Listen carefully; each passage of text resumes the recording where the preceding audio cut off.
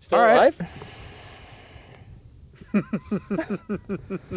All right. Well, welcome back to the Badlines podcast. We're here live and in color on the Rubicon.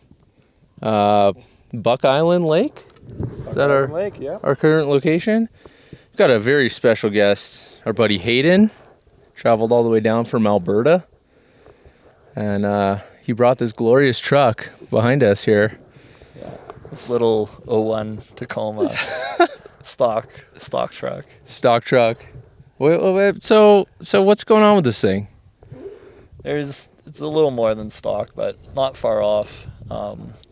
It's outfitted with a factory E-locker rear, switched over to mechanical cable conversion, air locker up front, factory 430 gears, and then dual cases in the middle, two 2.56 to 1 cases. Okay. Yeah. Oh, yeah.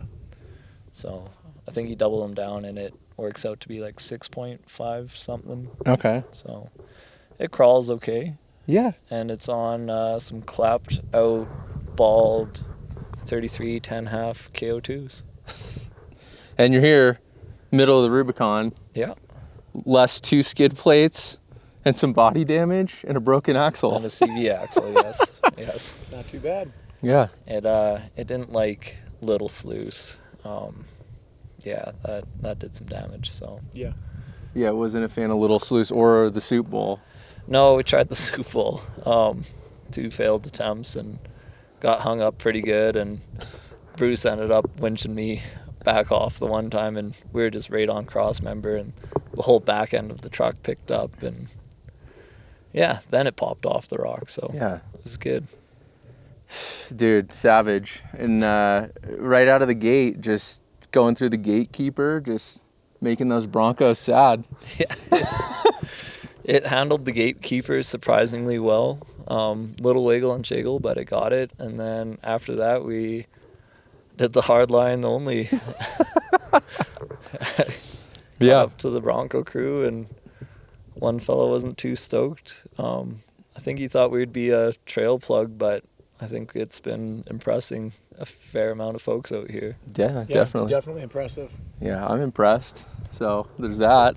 Yeah, the fact that you didn't make it through Little Sluice was not, you shouldn't feel bad because I couldn't get through it either. So, And that's on. and I'm much more built than you are, but Tons you're and clearly a 40s. better driver. But still, like I was no prayer to get through there, and the fact that you even tried it was pretty cool. So, Yeah, for sure. But so tell me about the drive down here. How far is it to get out here or down here? Map says 21 hours or so. It took us probably about 25, 26 with a couple stops. Yeah, Had to get all that American fine dining in, of course. sure. you know. How many Cracker Barrels did you hit on the way here? We didn't hit the Cracker Barrel, but we went with the In-N-Out and Chick-fil-A. Of course. Okay. The staples. So, you know, when in Rome. West Coast staples. Sure. So you've been you're basically a Toyota guy for your whole life, or how did you even get into wheeling? Yeah. So brought the old man down with me on this trip.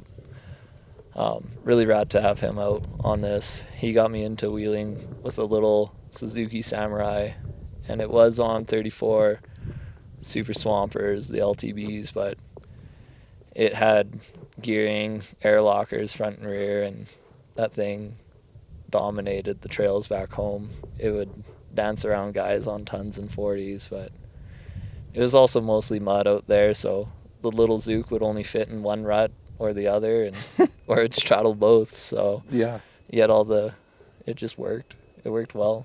Just Cool. lightweight, nimble, Yeah. kind of like this thing. Sure. So Sure. So your old man's taking you out wheeling, and then you're just like, I got to get something, and you kind of fell into Toyotas, or? yeah, I was looking at Zooks. I was going to do an SJ 410K. They're the pickup Samurai kind of looking ones. Okay. Because I wanted to hunt and do truck stuff still. But then I was going to upgrade it with Toyota drivetrain, because that's what every Zook guy that wheels them hard seems to do. Mm-hmm. And then I was like, well, I might as well buy a Toyota pickup instead. So I drove way up north the Grand Prairie to what I thought was a mint pickup at the time, and Yeah, I got my first truck, which was that 91 white pickup. So the white truck that you still have. Yeah. Got it. That's an absolute golf ball if you've seen it on the internet. And so how long have you had that thing? Oh, I think I bought it 2015, so about 10 years ago. Okay. Yeah. And just you've rolled it. Obviously, you just rolled it. We'll get into that, but have you rolled it before that? Or is that Never on the roof. I've flopped it, and they've been pretty slow flops. I almost put it on the roof one time snow wheeling, or a few times snow wheeling, but I put it on its side snow wheeling once, and the sunroof actually was open and left an imprint in the snow. And Oh, that's pretty cool. I thought we were going to be tobogganing down the hill on our lid, so Now, this is coming from a complete newbie when it comes to snow wheeling. When you flop it in the snow, and I've seen the kind of snow wheeling you guys do, does it really do any sort of damage at all? not a whole lot of damage. Unfortunately, I did crack the windshield on that one, but a new one went in super easy. But Nice. it just left like a Roadrunner imprint of a truck in the snow when we pulled it back on its wheels. Didn't dent any of the body panels or anything, like more than they already were? No, like contrary to what a lot of people think, flopping it doesn't really do a whole lot of damage. It's trees and rocks that have no forgiveness. Sure. And so, like the snow wheeling, you guys go up and you take, like, how long does it take you to get up to the trails that you're doing, like the climb up to where you're dropping in on these cornices? Sometimes it can take some hours. Usually we'll stage in a certain spot, and it's groomed trails most of the way up, and that's easy. But then when we're gaining those ridges and summits, those are off the beaten path. So And how do you decide, like, all right, that looks good, let's try to send it, or you just kind of hope it works out type of deal? we kind of eye up the cornices. Some of them are a no-go. I've actually said no to a couple of them, just not wanting to go end over end. Yeah.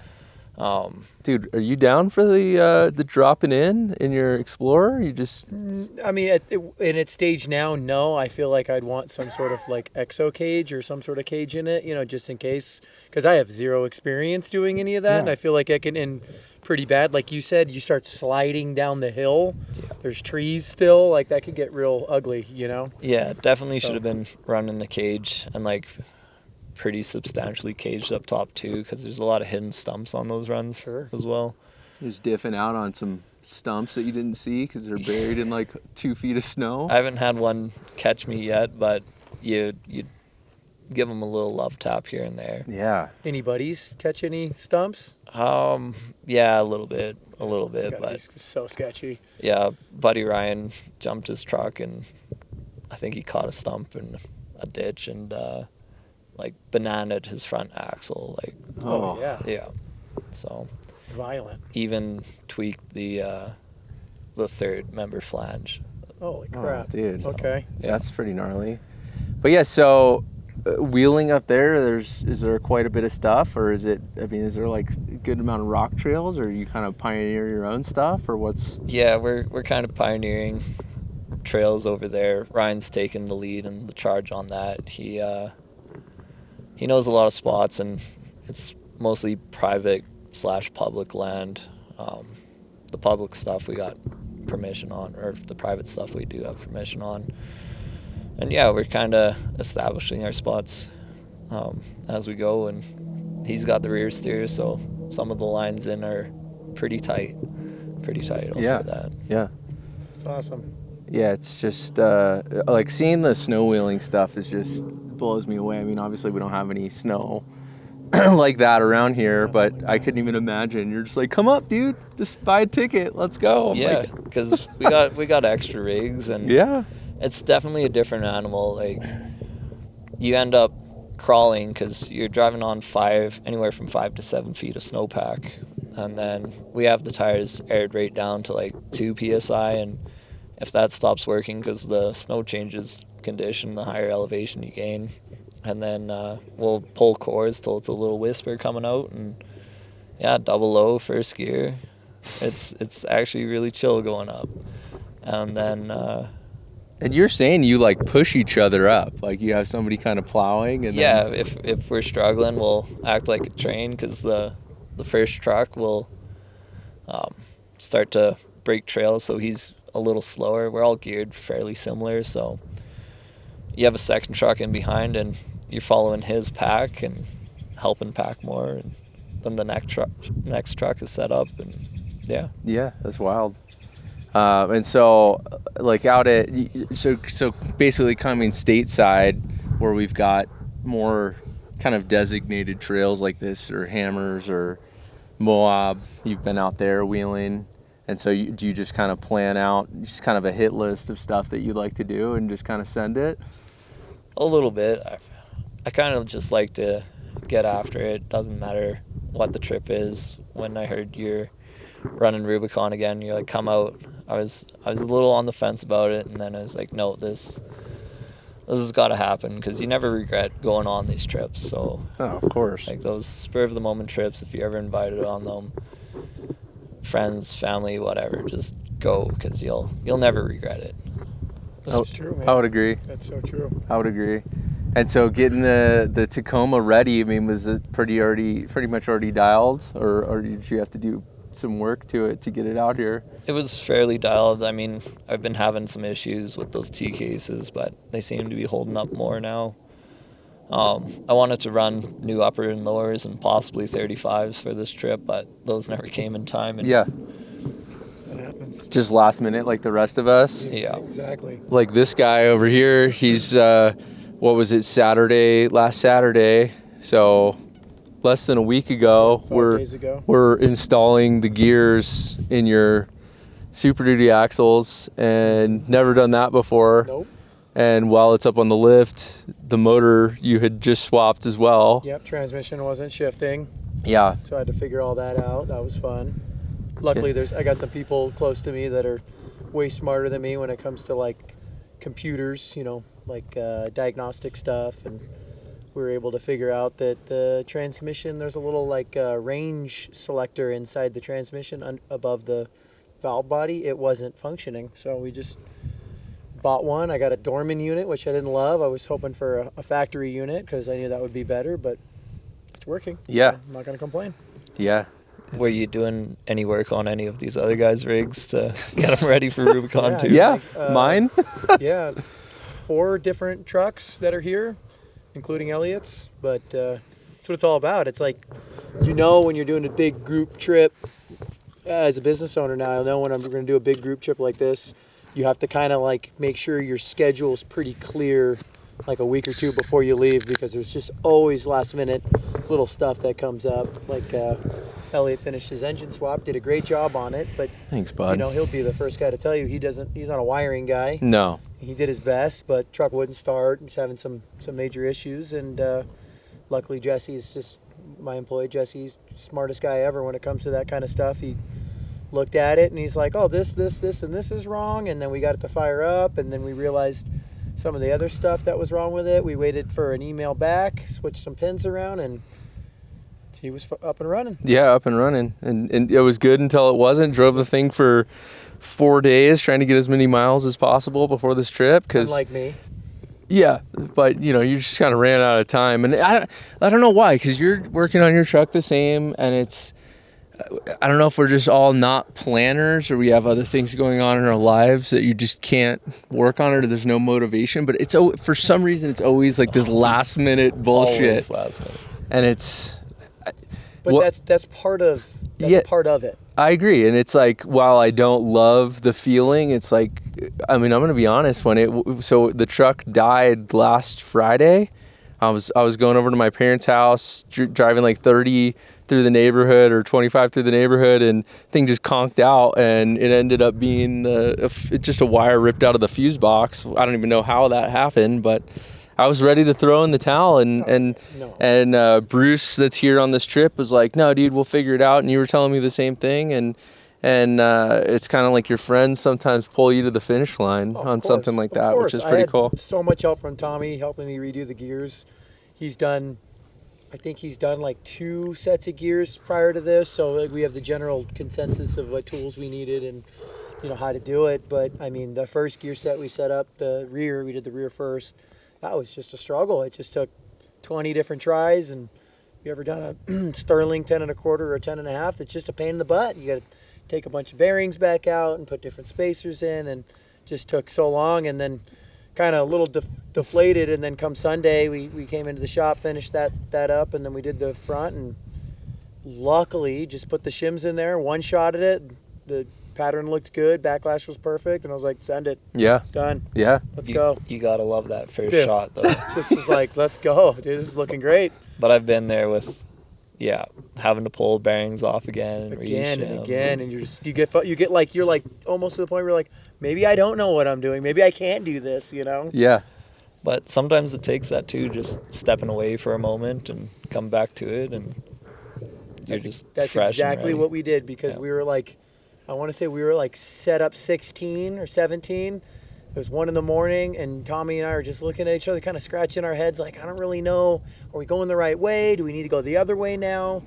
And then, he left, and I stayed for a little bit longer and was just kind of looking on the internet, and I was looking at the axle, and I was like, no, I think we're going the right way, because where the pinion's touching the ring gear, I was like, if we keep going out, it'll get better. And sure enough, we took a big swing as soon as we came in just to see, and we were like going the right way, so we put even more in, and it was perfect. So Yeah. nice. And it was close to what you started with, I think, was the final number, which is the carrier shims were Yeah. the pinion shim was 40 thousandths different than what we Yeah. first started with. So that was the struggle, was like we just kept shimming the pinion, but we didn't do enough, because you just don't know. You're like, we'll try 5, we'll try 10, and it's like, no, we should have tried like 50 or whatever, and then like, okay, that's too much, at least, but it's okay. Yeah. So- Live and learn. On diffs that you normally rebuild on a regular basis, do you have like a set of like setup bearings from? So again, this is like our first go on this stuff. I have a couple diff guys like local to us that I've been doing all this stuff for, but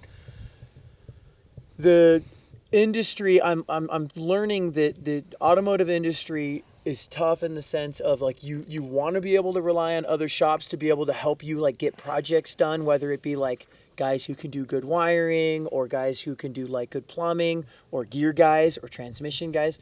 But as a business owner, when you're trying to get projects done, especially stuff like this or for customers or whatever, sometimes you just kind of have to just be like, okay, I can't rely on anybody because nobody can get it done in a timely manner. Let's try to do it ourselves, because what do we have to lose, So Fair enough. that's kind of exactly what we did. And what was cool about that is, confidence-wise, I feel like I can set up a set of gears Yeah. for somebody next time. Well, and it's different. Like he was saying it while we were doing it. Trying that on a customer's truck 100%. is a little different than it on your own. Because if we're out here and it grenades because something he screwed up, he's like, well, I screwed that up. But it's a customer's truck. It's a whole different deal. You don't want that liability, and it's not even a liability from like a legal standpoint. It's like you don't want to ruin someone's trip because you tried to, set up a set of gears for a guy and you've never done it, and you're not 100% confident in your abilities. So Yeah. But you've done a bunch of that diff setting up, right? Yeah, the old man, he's a diff guru. Same with my buddy Darcy. He took the reins on rebuilding a diff and came across the used bearing out in Moab there, and yeah, he saved that trip big time. And that was that the one that you did in the Tacoma, that trip? No. When I took the Tacoma down to Moab, first day or the next day, I looked under the truck and found out the old cross member rotted out on it. I mean, this thing's been assaulted by the roads. Yeah. And it's got 330 American miles on it, so it's getting up there. But the cross member rotted out, and grabbed some flat stock, sandwiched that, and while I was under there, found out the leaf spring under the main broke, so eventually fixed that, trail fixed it. Hammered some flat stock around the front of the perch so the leaf wouldn't walk out anymore, and sandwiched the back with 2 pieces of angle iron and some long bolts. So The trail fix guy over That's here. what you got to do sometimes, you know. yeah, then second time through with Moab, it was first day we were trying stuff, and I was balancing on the big hot tub. It was full of water, and then had some buddies like driving through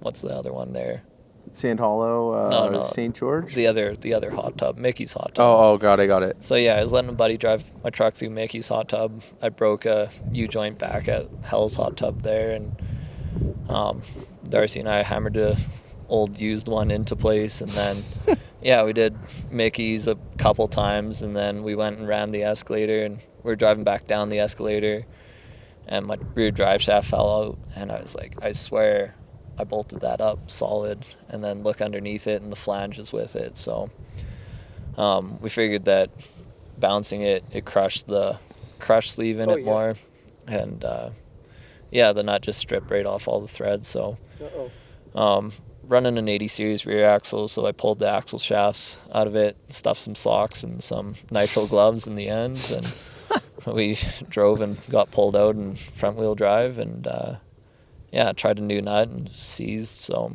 we had another friend coming out. He brought a solid spacer out with him, and when we pulled the diff apart, after he came, we found that one of the rolling elements on the pinion bearings was split in half, and the cage was all mangled. And there was a solid spacer in there already, so I actually crushed a solid spacer even more. So you're hammering on it. Yeah. So. Well, that makes sense. You just beat the shit out of stuff. That's just kind of your deal. It was a tough one because both of these were day one breaks, and you don't want to end a trip like that. So ended up running into town on that one and found a used bearing and brought it back and threw it in the fire with some tinfoil and cooked breakfast. Pulled it out and the bearing was blue, but we put it in anyway, and yeah, Darcy got her dialed in. Preload felt pretty good, and ran the rest of the trip like that. We did top of the world and Pritchett and stuff like that. That's awesome. So Yeah, but to get back to your setup bearing, that was another part of the struggle. Is I made a setup bearing. We were gonna do all that, but I was using a used setup bearing, and a brand new bearing is what we ended up pressing on when we thought we were close, and that was a part of the struggle. Was like, oh, okay, I knew we probably should have used a new. I didn't have one, couldn't get one. I looked everywhere. We tried using a used bearing for a setup bearing, but it's so different. So I was like, we put it on, and then the pattern was just so far off. I was like, uh-oh. So we're starting at square one. So I'm glad we wasted the multiple hours setting up a bearing and like trying different stuff to start again. And yeah, Elliot was there for all that. That was at like, what, 11 midnight? You know, it was like, okay, we got to start we just have to just press the new bearing on and press the new bearing off. It is what it is, you know? Oh, that's tough too, because you can get so many like little variances in bearings and bearing manufacturers too. And it's tough to get the right stuff set up. It seems like, though, once you kind of figure out, I'm assuming you kind of get it dialed in, like, okay, Super Duty axle, this is what it's going to take to set this up with these parts. I would assume so if you use the same-ish like bearing or gear manufacturer over and over, for sure, yeah. So it's like you're setting up the same axle that you just set up. You would start at what you ran yours at. I would assume. That would be smart. But I don't know if that's how it works. I'm just a dummy.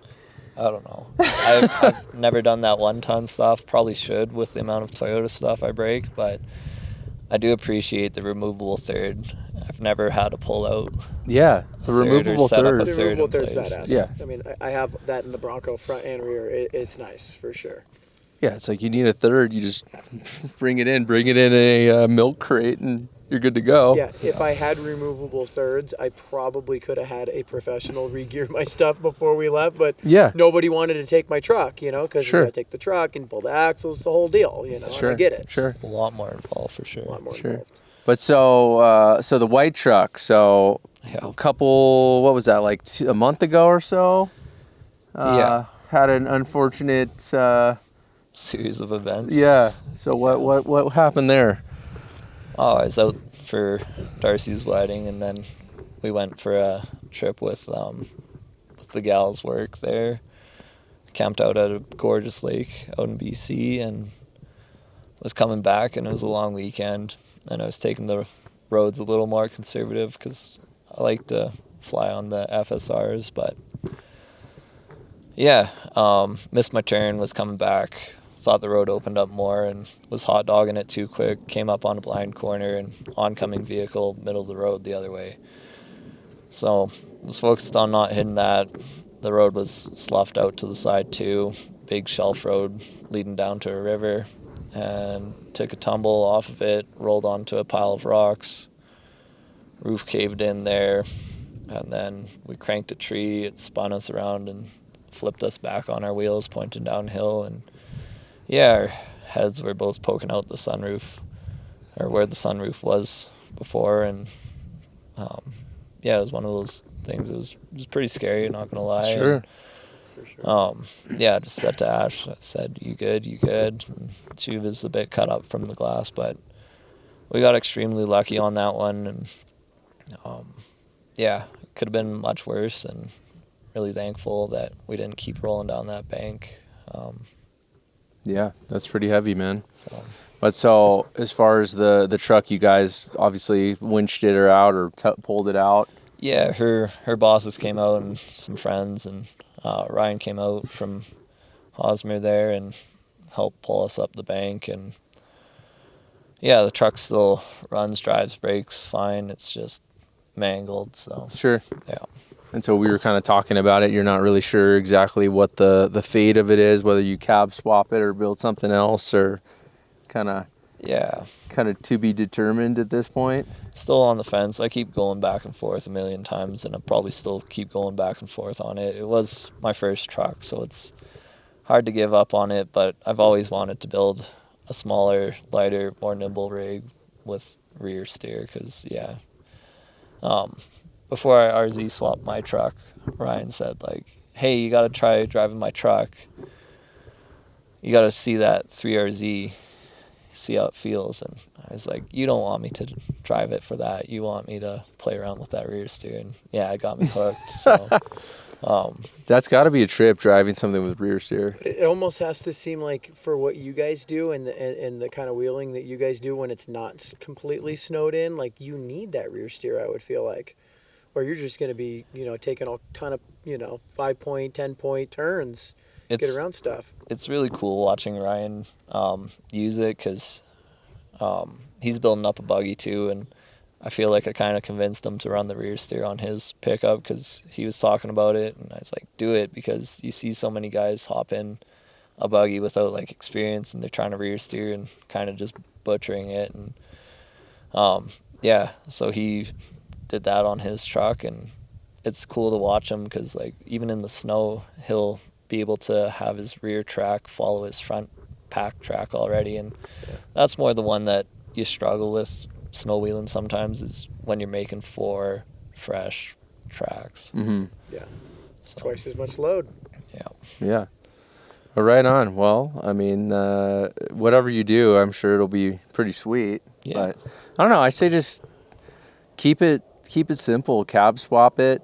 But I don't know if that's simple. It's like, it's a ton of work, obviously, to get it back to how it needs to be. There's other things I'd like to do, like flat bellying, and like Nick's truck was flat bellied there, and it worked so well out in Hammers. Mm-hmm.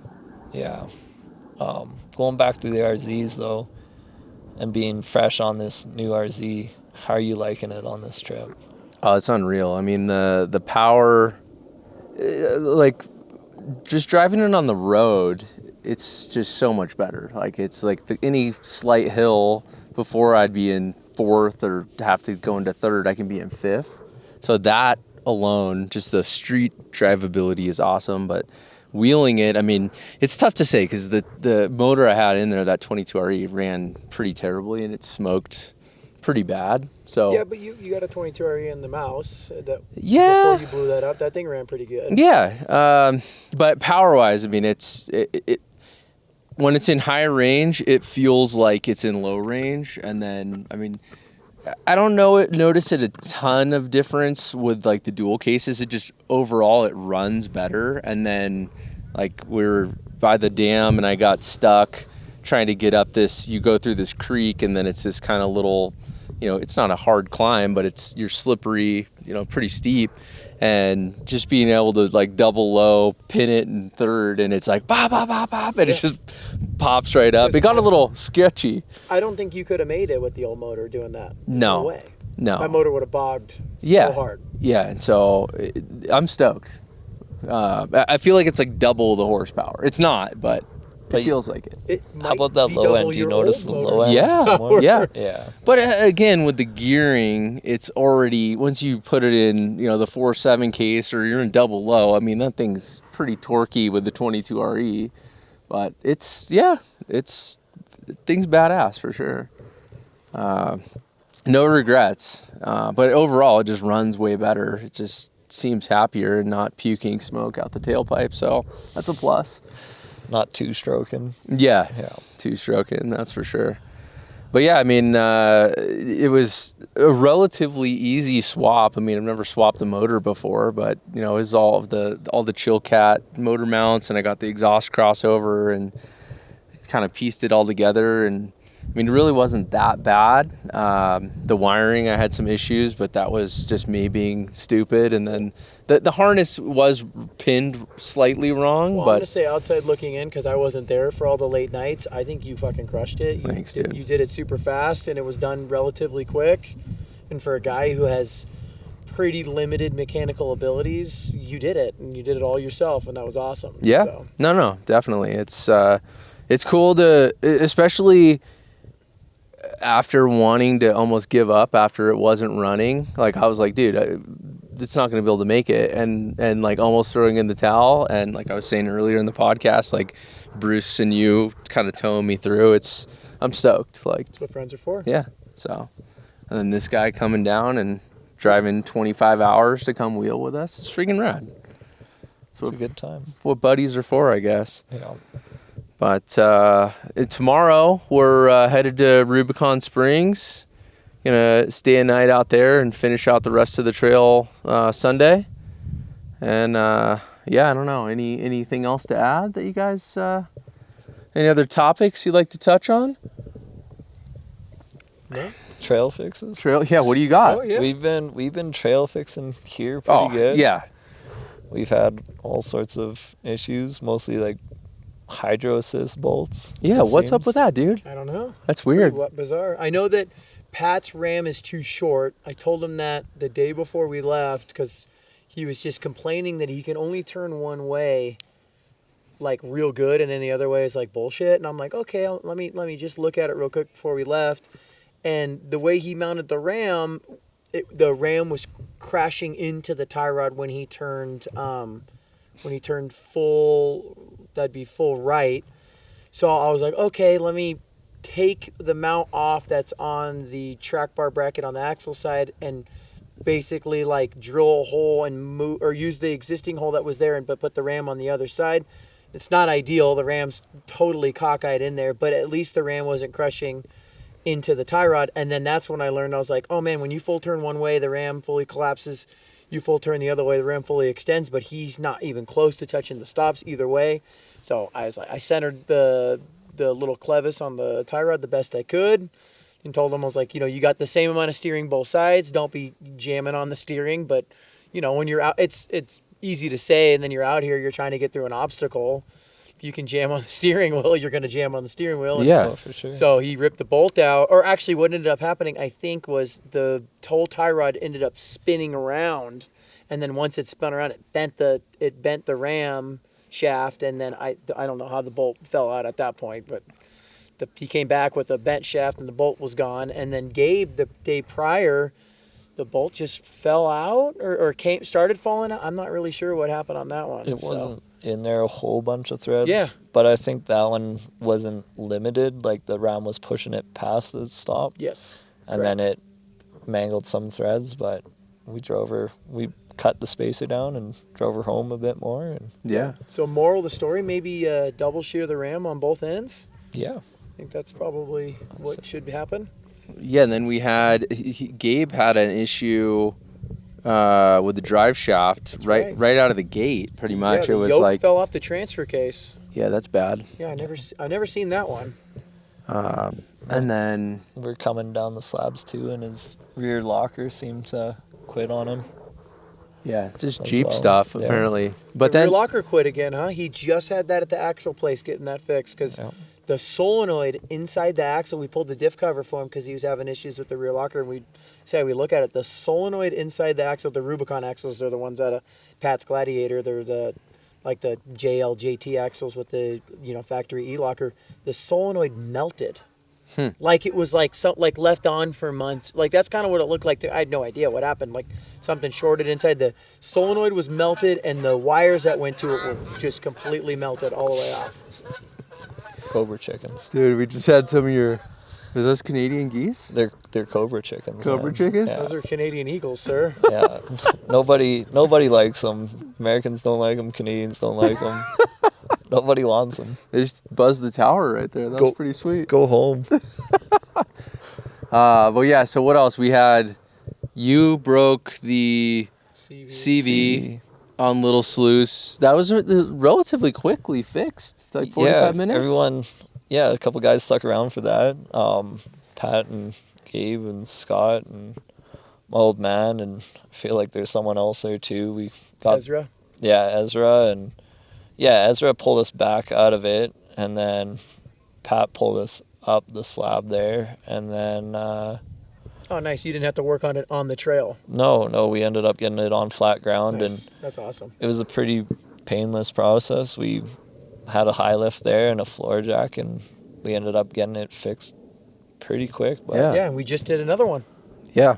And Chris is Another half working shaft. on it right now. Yeah. We were coming out just by the dam, trying to get up something steep, and he just, basically was turned trying to make it up something, and it just popped, and it was like, oh no, it just came on. The hub came unlocked, and it was like they locked the hub again, and he kept going and drove into camp, and they jacked it up, and Yeah.